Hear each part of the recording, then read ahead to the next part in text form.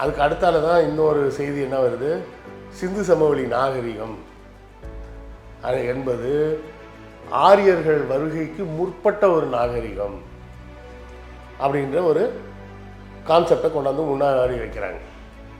வச்ச உடனே பார்ப்பனர்களுக்கு பூரா இவங்க பூரா கெட்டவன் ஆகிட்டாங்க. சமஸ்கிருதத்தை பாராட்டும் போது மேக்ஸ் முல்லர்லாம் ரொம்ப நல்லவராக இருந்தார்.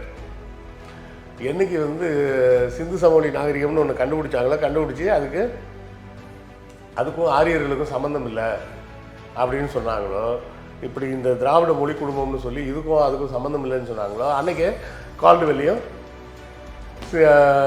வெள்ளைக்காரர்கள்லாம் பூரா கெட்டவன் ஆகிட்டாங்க பார்ப்பனரை பொறுத்தவர். இந்த சமூகத்தில் தங்களை உயர்ந்தவர்களாக கருதி கொள்ளக்கூடிய பார்ப்பனர்கள் அந்த பெயர்களை சொல்ல விரும்பலை. அவங்க சொல்ல விரும்பலைன்றதுனால அவங்கள பார்த்து காப்பி அடிக்கிற மற்றவங்களும் அவங்க சொல்கிற மாதிரியே சொன்னால் தான் ஸ்டைலுன்னு நினச்சிட்டு சொல்லிட்டு இருக்கிறாங்க. இந்த தியாகராய நகர்ன்ற பேர் வந்தது அந்த தியாகராயர்ன்றவரால் தான் வந்தது. ஈவே ராமசாமி நாயக்கராகிய நான் இனிமேல் வெறும் ஈவே ராமசாமி அப்படின்னு சொல்லி எல்லாரும் அந்த சாதி பெயரை விளக்குறாங்க. இந்த காலகட்டத்தில் இந்த நான் பிராமின் அசோசியேஷனை இவங்களால ஒழுங்காக நடத்த முடியலன்றப்ப என்ன பண்ணுறாங்க, பெரும்பாலான மக்களுக்கு அது நீதி கட்சின்னு தான் பேர். அப்போ அந்த கட்சிக்கு பெரியாரோட இயக்கத்துக்கெல்லாம் பேரே என்னென்னா பள்ளம்பறைய கட்சின்னு தான் சொல்லுவாங்க. அவர் உயர் சாதின்னு சொல்லப்பட்ட சாதியில் பிறந்தவர். அதனால் சாதியை ஒழிக்காமல் இருந்தால் அவருக்கு தான் வசதி, சரியா? ஆனால் அவர் சாதி ஒழிப்பை பேசினார். தன்னுடைய வசதி போனாலும் பரவாயில்ல, மக்கள் எல்லாம் சமமாக வரணும் அப்படின்னார். அவர் கன்னடத்தை தாய்மொழியாக கொண்டவர், தமிழுக்காக பேசினார். அவர் ஒரு பணக்காரர், கோடீஸ்வரர், ஆனால் ஏழைகளுக்காக பேசினார். அவர் ஒரு ஆண், பெண் விடுதலைக்காக பேசினார். இப்போ பெரியார் என்ன சொல்கிறாருன்னா, இனிமேல் திராவிடம்னு பேசுறதுல அர்த்தம் இல்லை. ஏன்னா அதோட சைனா வார் வந்துடுது. சைனா வார் வரும்போது அண்ணாவே சொல்லிட்டாரு, இனிமேல் திராவிட நாடு கொள்கையை நம்ம கைவிட்டுடலாம், தேவையில்லை, இப்போதைக்கு நம்ம மாநில சுயாட்சி தான் நமக்கு முக்கியம், இந்தியாவோட ஒற்றுமை முக்கியம் அப்படின்னு சொல்லி கோட்பாட்டை மாற்றுறாங்க. அப்போ இவங்க சொல்கிற தமிழ் தேசியம்ன்றது என்ன அப்படின்னா, பாஜக சொல்லக்கூடிய அதே இந்துத்துவ கருத்தை தான் இவங்க இன்டைரக்டாக சொல்கிறாங்க. எப்படி சொல்கிறாங்க, தமிழர்னால் அவங்க இந்துக்களாக இருக்கணும், சைவத்தை பின்பற்றுறவங்களாக இருக்கணும், வைணவத்தை பின்பற்றுறவங்களாக இருக்கணும், கிறிஸ்தவ மதத்தை பின்பற்றினா அவங்க தமிழரே கிடையாது, முஸ்லீம் இருந்தால் அவங்க தமிழர் கிடையாது, நாத்திகராக இருந்தால் அவங்க தமிழர் கிடையாது. எல்லா வீடுகள்லையும் 2 வாசல் இருக்கும். நம்ம புறவாசல்னு வேறு சொல்லியிருப்போங்க. எதுக்கு புறவாசல்? தன்னை விட கீழான சாதிக்காரன் தன்னை பார்க்க வந்தால் அந்த வழியாக வரணும், முன்னாடி வழியாக வரக்கூடாது. அதுக்கு தான் அந்த புறவாசல். தனக்கு சமமான சாதியாக இருந்தாலோ இல்லை தன்னை விட உயர்ந்த சாதியாக இருந்தால் மட்டும்தான் முன்வாசல் வழியாக வரலாம். இவனோட உயர்ந்த சாதியாக இருக்கிறவன் இவன் வீட்டுக்கு ஏன் வர போகிறான்?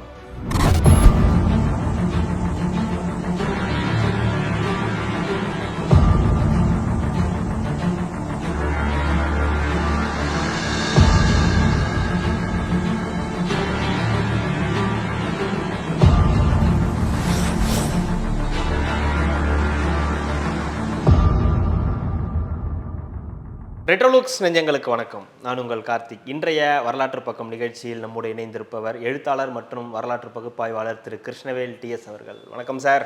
வணக்கம். வணக்கம் கார்த்திக். எப்படி இருக்கீங்க?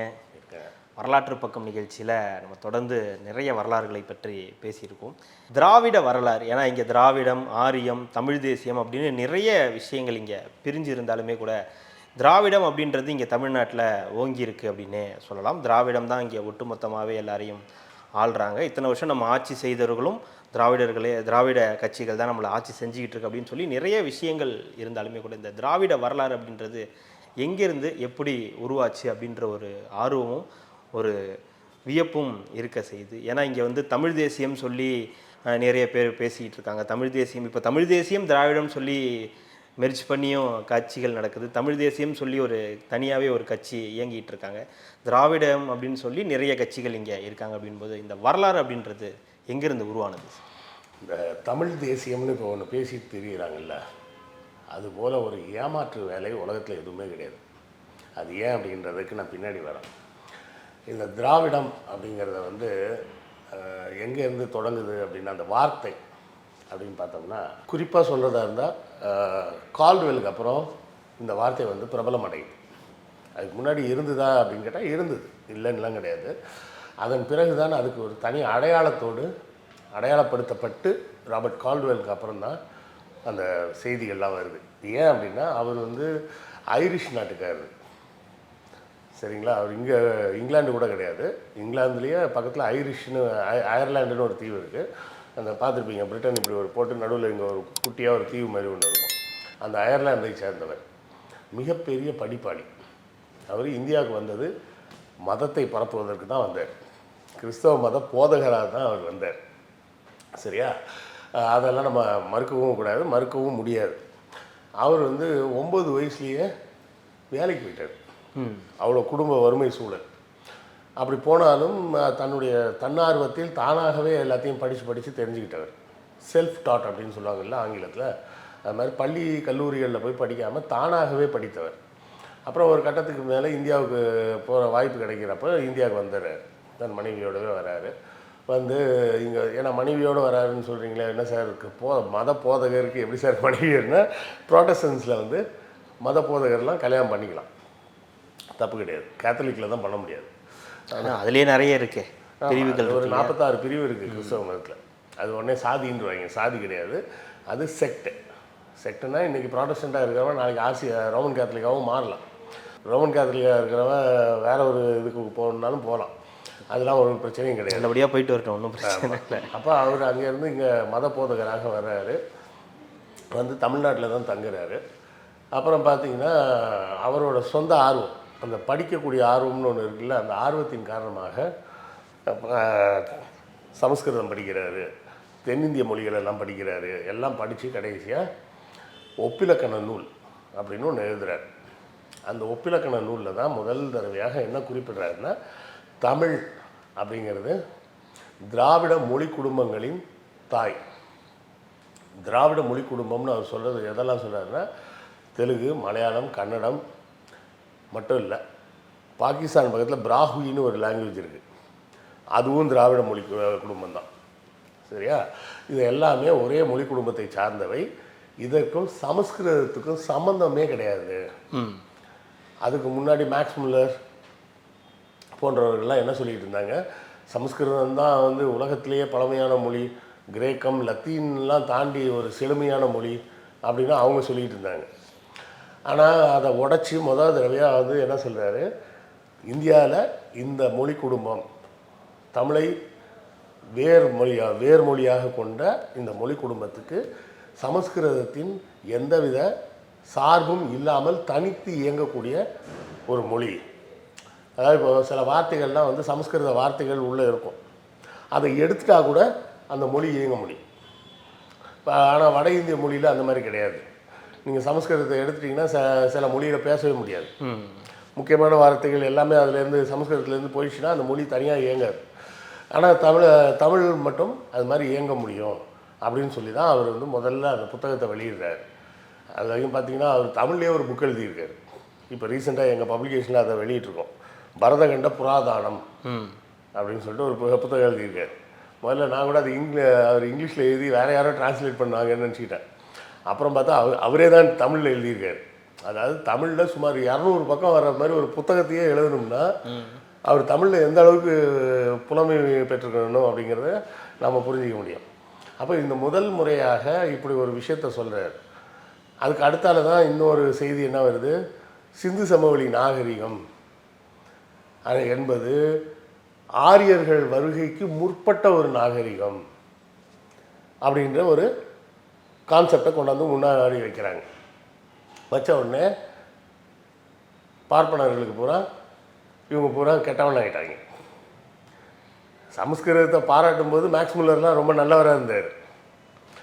என்றைக்கு வந்து சிந்து சமவெளி நாகரிகம்னு ஒன்று கண்டுபிடிச்சாங்களோ, கண்டுபிடிச்சி அதுக்கும் ஆரியர்களுக்கும் சம்மந்தம் இல்லை அப்படின்னு சொன்னாங்களோ, இப்படி இந்த திராவிட மொழி குடும்பம்னு சொல்லி இதுக்கும் அதுக்கும் சம்மந்தம் இல்லைன்னு சொன்னாங்களோ, அன்றைக்கே கால்டுவெல்லையும் வெள்ளைக்காரன்லாம் பூரா கெட்டவன் ஆகிட்டாங்க பார்ப்பனரை பொறுத்தவரை. இது நீங்கள் சொல்கிறது எந்த காலகட்டம்? இதெல்லாம் 1800களோட இறுதியில், சரியா. அப்போ இப்படி ஒரு விஷயம் அவர் கொண்டு வந்து கொடுக்கும்போது தான் இந்த திராவிடம் அப்படின்ற வார்த்தை வருது. அப்புறம் அதை வந்து முதல் முறையாக இப்போ சமூக வெளியில் பயன்பாட்டுக்கு கொண்டு வரவர் அயோத்திதாச பண்டிதர் தான் கொண்டாடுறார். திராவிடன் அப்படின்னு சொல்லிய ஒரு புத்தகமே கொண்டாடுறார். அதுக்கு பிறகு பல பேர் இதை பயன்படுத்தி இருந்தாலும் அதை பெரிய அளவில் கொண்டு போய் மக்கள்கிட்ட சேர்த்தது வந்து பெரியார் தான். அவர் முதல்ல என்ன பண்ணுறாங்க, ஜஸ்டிஸ் கட்சி அப்படின்னு எல்லாரும் சொல்லுவாங்க. அதுக்கு பேர் வந்து ஆக்சுவலாக வந்து நான் பிராமின் அசோசியேஷன் தான் ஆரம்பிக்கிறாங்க. அப்படி தான் ஆரம்பிக்கிறது. ஆமாம், ஆரம்பிக்கும் போது நான் பிராமின் அசோசியேஷன் தான் ஆரம்பிக்கிறாங்க. அப்போ பெரியார் வந்து காங்கிரஸில் தான் இருக்கார். அதன் பிறகு அவர் வந்து சுயமரியாதை இயக்கம்னு ஒன்று ஆரம்பிக்கிறார். வெளியே காங்கிரஸ் விட்டு வெளியே வந்து பல வெளிநாடுகளுக்கெல்லாம் பயணம் போகிறார். அவர் எங்கெல்லாம் போகிறாருன்னு பார்த்தீங்கன்னா ஃப்ரான்ஸு, ஸ்பெயின், ஜெர்மன், ரஷ்யா, அப்புறம் மலேசியா, இலங்கை, இப்படி ஒரு ரவுண்ட் அடித்து தமிழ்நாட்டுக்கு வர்றார். வந்ததுக்கு பிறகு தான் சுயமரியாதை இயக்கம் அப்படின்னு ஆரம்பிக்கிறார். காங்கிரஸில் வந்து அவர் ஆரம்பத்துலேருந்து சொல்லிகிட்டு இருக்கிற விஷயம் என்னென்னா, சாதிவாரி இடஒதுக்கீடு வேணும். அந்த சாதிவாரின்னு அவர் சொல்ல வகுப்பு வாரி இடஒதுக்கீடு அப்படின்னு சொல்கிறார்.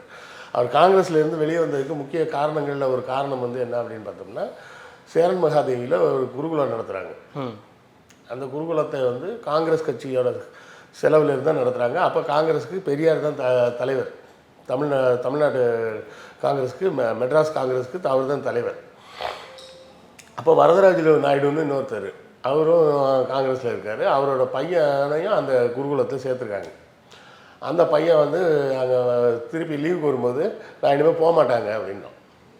ஏன்ப்பா அப்படின்னோடனே, இது மாதிரி சாப்பாடெலாம் எங்களை ரொம்ப கஷ்டப்படுத்துகிறாங்க, எங்களுக்கு தனியாக ஒரு பானை வச்சு தண்ணி கொடுக்குறாங்க, பார்ப்பன மாணவர்களுக்கெல்லாம் தனியாக ஒரு பானை வச்சுருக்காங்க, அவங்களுக்கு வேறு சாப்பாடு கொடுக்குறாங்க, எங்களுக்கு வேறு சாப்பாடு கொடுக்குறாங்க அப்படின்னு அந்த கம்ப்ளைண்ட்லாம் கேட்டவுடனே, இதை வந்து நீ பெரியார்ட்டே சொல்லுன்னு வந்து சொன்னோடனே பெரியார் கூப்பிட்டு சொல்லிடுறாரு, இனிமேல் காசு தர முடியாது, ஒழுங்கு மரியாதை எல்லாருக்கும் ஒரே மாதிரி பண்ணுவேன்னா பண்ணு, இல்லைனா அந்த குருகுலமே தேவையில்லை போ அப்படின்னு சொல்லி இங்கே தான் முதல் ரிஃப்ட் ஆரம்பிக்குது.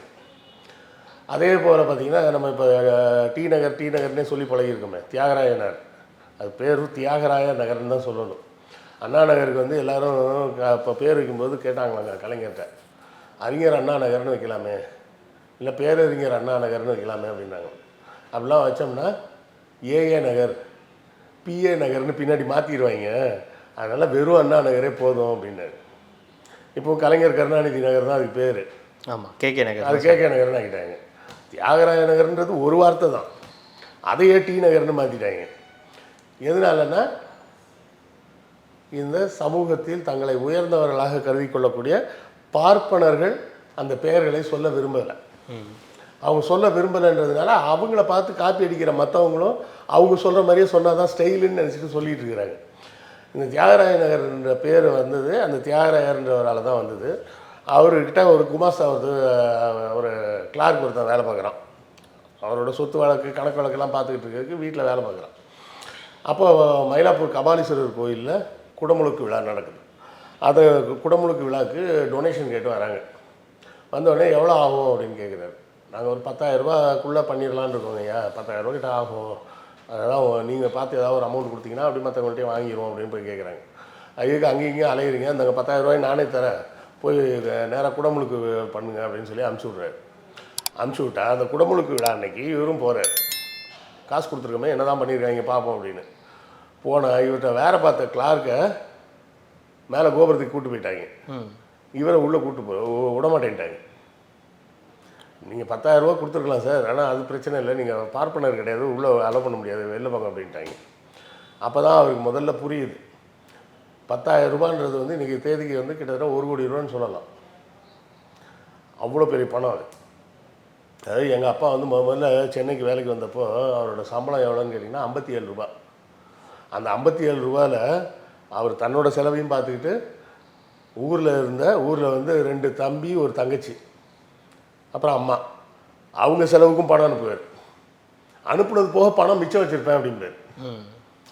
அப்போது 50களில் 57 ரூபா சம்பளன்றதே அவ்வளோ பெருசுனா, 1910, 15 அந்த காலகட்டத்திலலாம் யோசிச்சு பாருங்க, 10,000 ரூபான்னா இப்போ எவ்வளோ பெரிய பணம் அது. அவ்வளோ பணத்தை கொடுத்ததுக்கே அந்த ஆள் அவரையே உள்ள விடலை. அப்போ தான் அவர் யோசிக்கிறார். ஸோ இங்கே வந்து பணம் வந்து பிரச்சனை கிடையாது. பணத்தால் பணக்காரன் ஏழைன்றதெல்லாம் பிரச்சனை கிடையாது. இங்கே வந்து பிரச்சனையே சாதி தான் பிரச்சனையாக இருக்குது அப்படின்னு சொல்லி தான் அவர் வந்து நான் பிராமின் அசோசியேஷன் அப்படின்னு சொல்லி ஒன்று ஆரம்பிக்கிறாங்க. அப்போ அதில் தான் வந்து ஒரு டாக்டர் நாயர் எல்லாருமே ஒன்றா வராங்க, பொப்பிலி ராஜா எல்லோரும் வராங்க, எல்லாம் சேர்ந்து தான் அதை தொடங்குறாங்க. இந்த நேரத்தில் பெரியார் வெளியே வந்து சுயமரியாதை இயக்கம்னு ஒன்று ஆரம்பித்து சுயமரியாதை மாநாடு அப்படின்னு ஒரு மாநாடை போட்டு தான் அந்த மாநாட்டில் தான் முதல்ல என்ன சொல்கிறாங்க, இனிமேல் நம்ம யாரும் இந்த சாதி பேருன்றதை பயன்படுத்தக்கூடாது. அதுக்கு முன்னாடிலாம் பேசும்போதே இப்படி தான் பேசுவாங்க. பழைய படம்லாம் பார்த்தீங்கன்னா பழையன்னா ரொம்ப பழைய பிளாக் அண்ட் ஒயிட் படம்லாம் பார்த்தீங்கன்னா செட்டியார் வாழ் சொல்லுங்கோ, மொழியார் வாழ் வாங்கோ அப்படின்னு தான் பேசிக்கிட்டு ஆண்டை அப்படின்லாம் சொல்லுவாங்க. ஆண்டன்றது வேறு, அது கிராமங்களில். நகர்ப்புறங்களில் பேசும்போது செட்டியார் வாழ், பிள்ளை வாழ் இப்படி தான் பேசுவாங்க. ஸோ அதை அந்த இதே பேரே இனிமேல் நம்ம பயன்படுத்தக்கூடாது அப்படின்னு சொல்லி உறுதிமொழி எடுக்கிறாங்க. ஈவே ராமசாமி நாயக்கராகிய நான் இனிமேல் வெறும் ஈவே ராமசாமி அப்படின்னு சொல்லி எல்லாரும் அந்த சாதி பேரை விளக்குறாங்க. இந்த காலகட்டத்தில் இந்த நான் பிராமின் அசோசியேஷனை வந்து இவங்களால ஒழுங்காக நடத்த முடியலன்றப்ப என்ன பண்ணுறாங்க, பெரும்பாலான மக்களுக்கு வந்து அது நீதி கட்சின்னு தான் பேர்.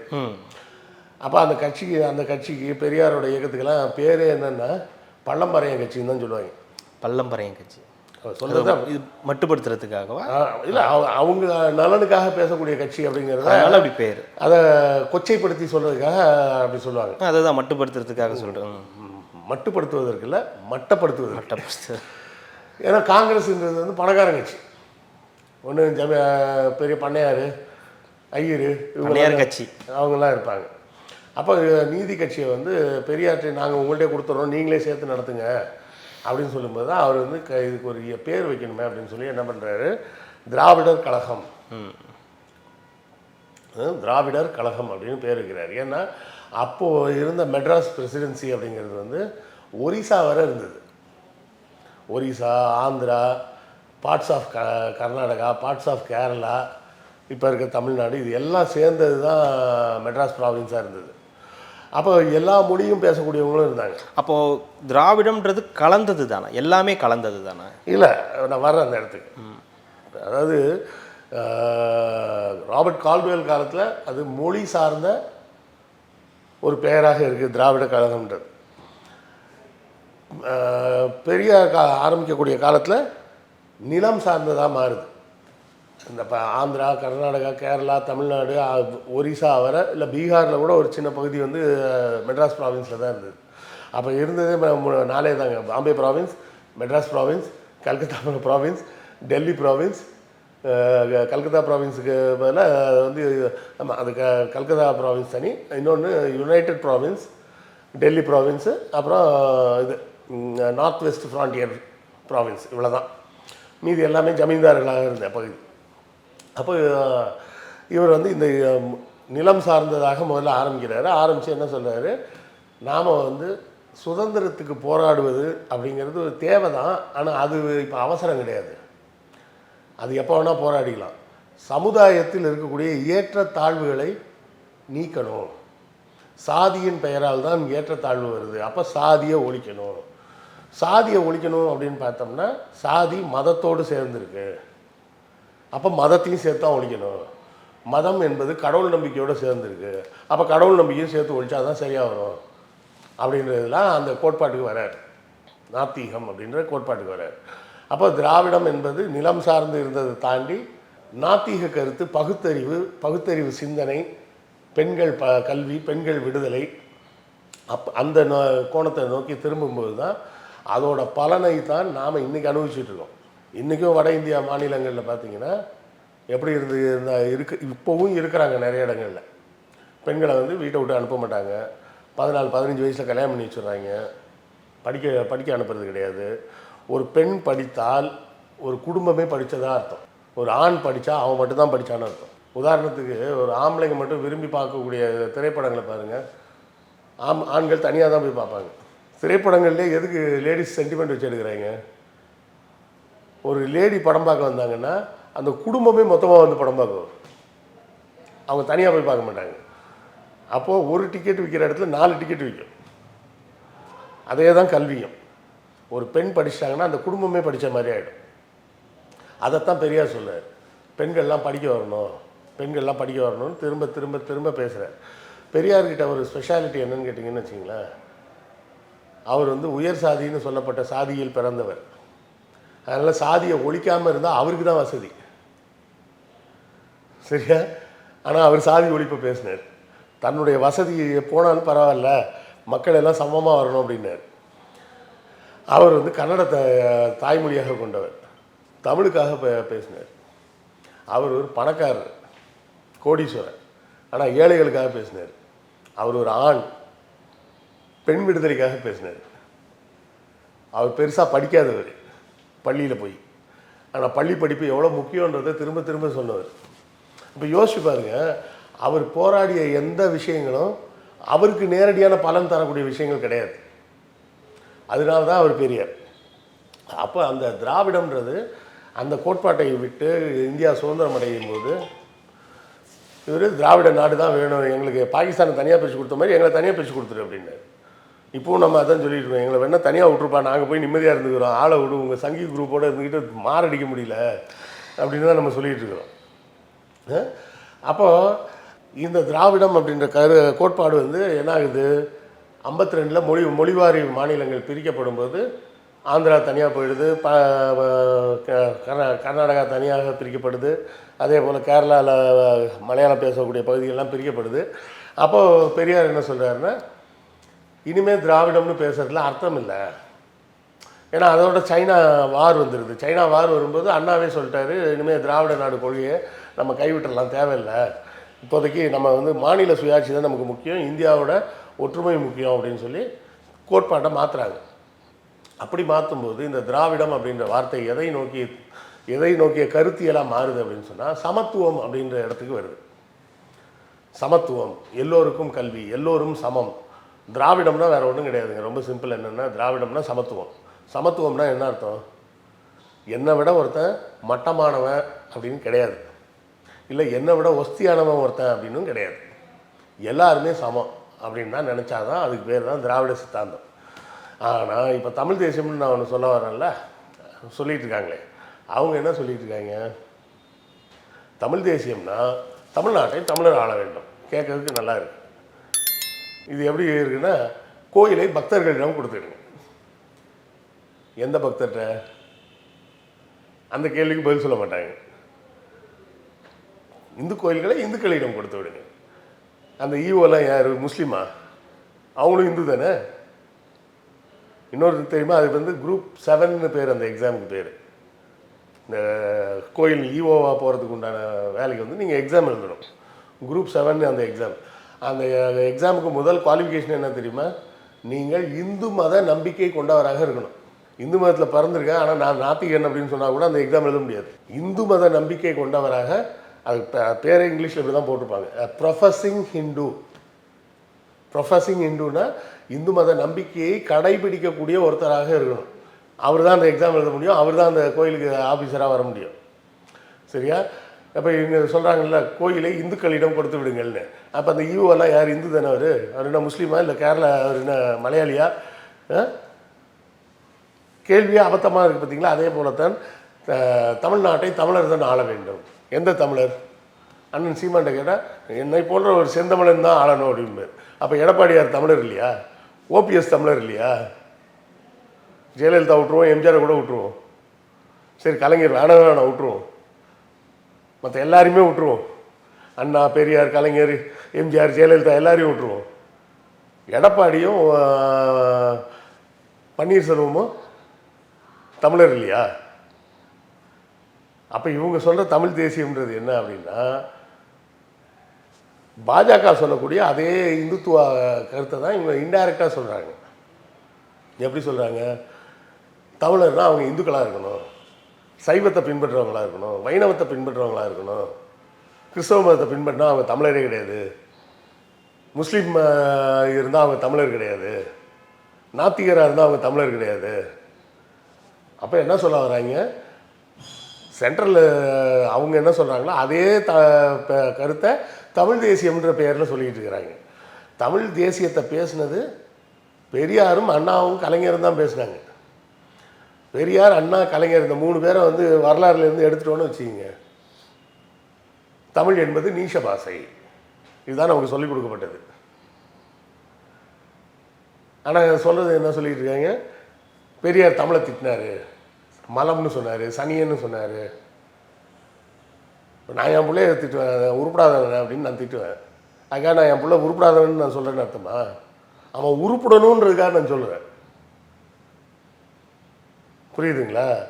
ஆனால் பக்கத்து வீட்டுக்காரன் என் பிள்ளைய பார்த்து அது மாதிரி சொன்னான்னா செவிலே 4 வைக்க மாட்டேன். பார்ப்பனர்கள் வந்து தமிழை நீஷ பாஷைன்னு சொன்னப்போ உனக்கு கோபம் வரல. பெரியார் அப்படி சொல்லிட்டாரு பேர், நம்ம தமிழ் தேசியத்துக்கு தான் போகணும் அப்படின்னு சொல்கிறேன். நான் உனக்கு என்ன கொழுப்பு? உனக்கு வந்து பெரியார் மேலே இருக்க காண்டு, உனக்கு தமிழ் மேலே இருக்க பாசம்லாம் கிடையாது. அதை ஒதுக்கி வச்சுருவோம். இல்லை, உண்மை அதுதான். தமிழ் தேசியம்னு இன்றைக்கி பேசக்கூடியவங்க, அது மணியரசனாக இருக்கட்டும், சீமானாக இருக்கட்டும், யாராக வேணா இருக்கட்டும், அவங்க பேசுகிற எல்லா தமிழ் தேசியமும் போலி தமிழ் தேசியம். இந்த தமிழ் தேசியத்தை பேசுகிறேன்னு இன்றைக்கி இவங்க புதுசாக ஆரம்பிக்கலை. பெரியார் காலத்துலேயே வந்துட்டாங்க. யார்? மாப்போசி வந்தார். மாப்போசியே வந்துட்டார். அப்போவே மாப்போசி, ஆதித்தனார் தானே இந்த நாம் தமிழர்ன்ற கட்சியவே ஆரம்பிச்சார். அவங்க அப்போவே வந்துட்டாங்க. வந்து என்ன பண்ணாங்க, பெரியார் சொல்கிறதெல்லாம் சரி கிடையாதுங்க, நாம் தமிழர் இது போகணும் அப்படின்னு சொல்லிட்டு மாப்போசி என்ன சொன்னார், ஒரு தமிழனாக நான் இந்து மதத்தை ஏற்றுக்கொள்கிறேன், ஒரு இந்தியனாக சமஸ்கிருதத்தை ஏற்றுக்கொள்கிறேன் அப்படின்னாரு. நீ இந்து மதத்தையும் ஏற்றுப்ப, சமஸ்கிருதத்தையும் ஏற்றுப்ப, அப்புறம் என்னத்தை வெங்காயம் தமிழ் தேசியம் அங்கே இருக்குது? புரியுதுங்களா? ஸோ தமிழ் தேசியம் என்பது மக்களை ஏமாற்றுவதற்காக காலங்காலமாக முன்வைக்கக்கூடிய ஒரு கான்செப்ட். நான் என்ன சீமானை மட்டும்தான் சொல்கிறேன்னு இல்லை, சீமான்லாம் இப்போ லாஸ்ட்டாக வந்த நபர்.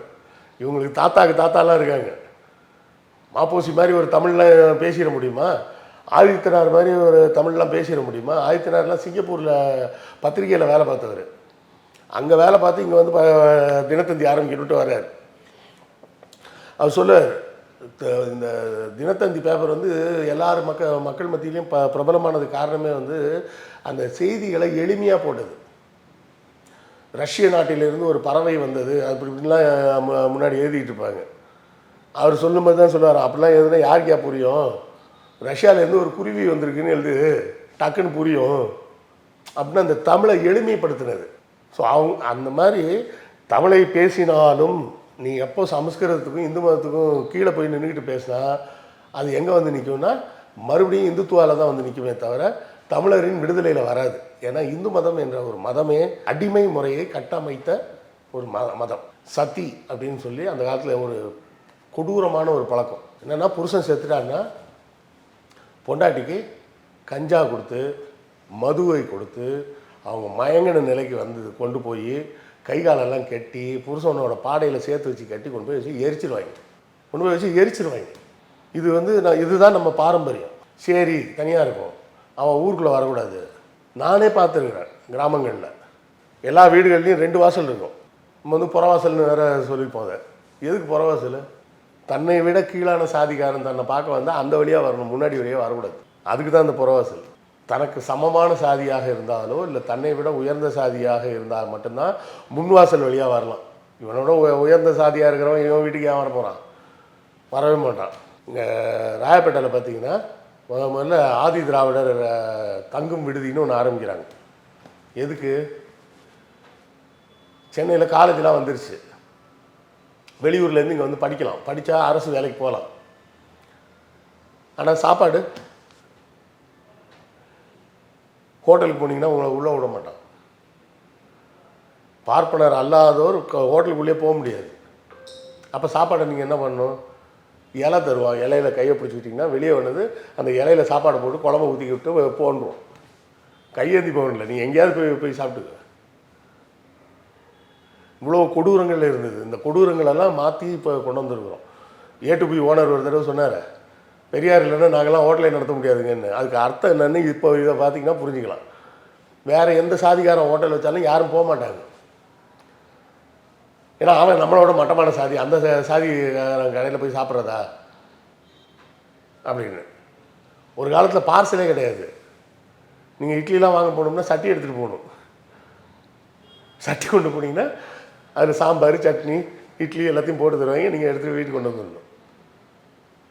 அதுவும் அந்த ஹோட்டல் நடத்துகிறவங்க பெரும்பாலும் பார்த்திங்கன்னா அந்த ஐயராவோ இல்லை மேல் சாதியை சார்ந்தவர்களாகவோ இருப்பாங்க. அது ஹோட்டலுக்கு பேரே வச்சுருப்பாங்க. அதுக்கே போராட்டம்லாம் பண்ண வேண்டியது. பிராமணால் கபே அப்படின்னு வச்சுருந்தாங்க. ஹோட்டலில் இது ரயில்வே ஸ்டேஷனில் பிராமணர்கள் சாப்பிடும் இடம்னு தனியாகவே ஒன்று வச்சுருந்தாங்க. அது என்எஸ் கிருஷ்ணனே ஒரு படத்தில் கிண்டல் பண்ணி காணிச்சிருப்பார். என்னப்பா பிராமணர்லாம் கல் சாப்பிடுவாங்களா அப்படின்னு கேட்டு. என்னங்க பேசிக்கிட்டீங்க, அப்படிலாம் யாரும் சாப்பிடுவாங்க? இல்லை போட்டிருக்கப்பா, பிராமணர் கல் சாப்பிடும் இடம்னு போட்டிருக்கேன் அப்படின்னு சொல்லி அது வாசி காட்டி கிண்டல் பண்ணுவார். அப்போது இதெல்லாம் மாற்றுறதுக்கு எவ்வளோ வேலை நடந்திருக்கு. இப்போவும் ஐஐடியில் பூரா அப்படி தான் இன்னும் வச்சுட்டு இருக்காங்க. ஆனால் அதுக்கு பேரை மட்டும் மாற்றி வச்சுருக்காங்க. இது வெஜிடேரியன் சாப்பிட்ற இடம், இது நான்வெஜ் சாப்பிட்ற இடம்னு. அது இன்டைரக்டாக சொல்கிறது.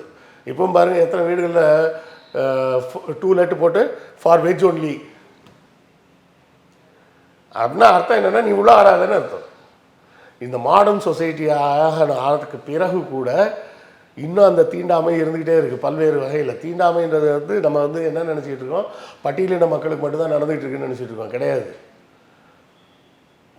பார்ப்பனர் அல்லாதோர் எல்லாருக்குமே இன்னும் அந்த தீண்டாமை நடந்துக்கிட்டு தான் இருக்குது. கோயில் முதற்கொண்டு நடந்துக்கிட்டு தான் இருக்குது. நீங்கள் போய் அர்ச்சனை தட்டு கொடுத்தோன்னே என்ன கேட்குறாரு, கோத்திரம் என்ன பேர்? இது ஏற்கனவே நம்ம பேசிடுவோம். அந்த கோத்திரம் சொன்ன உடனே தெரிஞ்சிடும் நீங்கள் அவா இல்லை அப்படின்னு. அது தெரிஞ்சோடனே உங்களுக்கு வேறு ட்ரீட்மெண்ட்டு தான். ஸோ இதை மாற்றுவதற்கு, அதாவது ரொம்ப சிம்பிளாக புரிஞ்சுக்கிறதா இருந்தால், திராவிடம் அப்படின்னா என்ன அப்படின்னா ஒடுக்குமுறைக்கும் தீண்டாமைக்கும் எதிரானது. இன்றைக்கி எங்கெங்கே தீண்டாமை இருக்குது அப்படின்லாம் கேட்கக்கூடாது. தீண்டாமை இன்றைக்கும் டூலெட் போர்டில் இருக்குது. நிறைய இடத்துல இருக்குது. அதில் மட்டும் இல்லை, நிறைய இடத்துல நேராக கண்ணுக்கு தெரிகிற மாதிரி சொல்கிறேன். நேராக ஒருத்தன் போர்டு வைக்கிறான், மற்ற சாதிக்காரனுக்கு நான் வீடு தரமாட்டேன்டான்னு சொல்கிறான். அதை இன்டைரக்டாக போர்டு மூலமாக சொல்கிறான். கோயிலுக்கு போனீங்கன்னா அவங்க கோத்திரம் கேட்குறான், அங்கே சொல்கிறான். இப்படி பல இடங்களில் இன்னும் அந்த தீண்டாமை இருந்துக்கிட்டு தான் இருக்குது. ஸோ இந்த ஏற்றத்தாழ்வுகளுக்கு எதிரான ஒரு கோட்பாடு தான் திராவிடம்.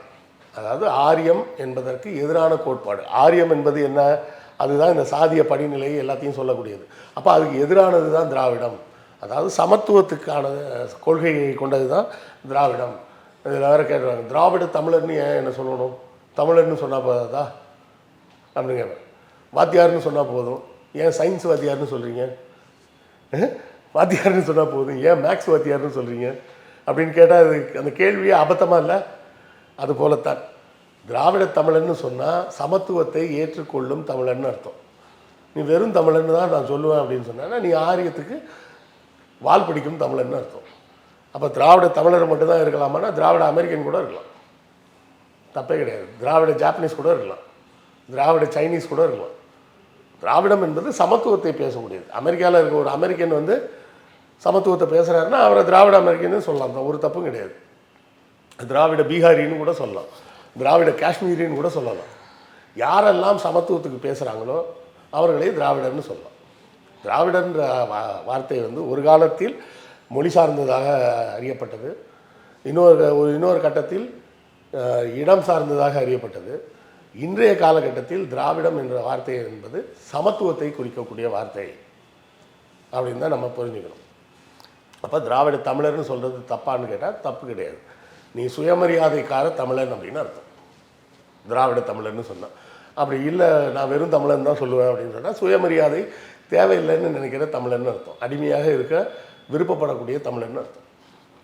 கண்டிப்பாக சார், மிக்க மகிழ்ச்சி. ஒரு நேரம் உங்களுடைய நேரத்தை ஒதுக்கி எங்களுக்காக பல்வேறு தகவல்களை பகிர்ந்தமைக்கு ரெட் லோக்ஸின் சார்பாக மிக்க நன்றி.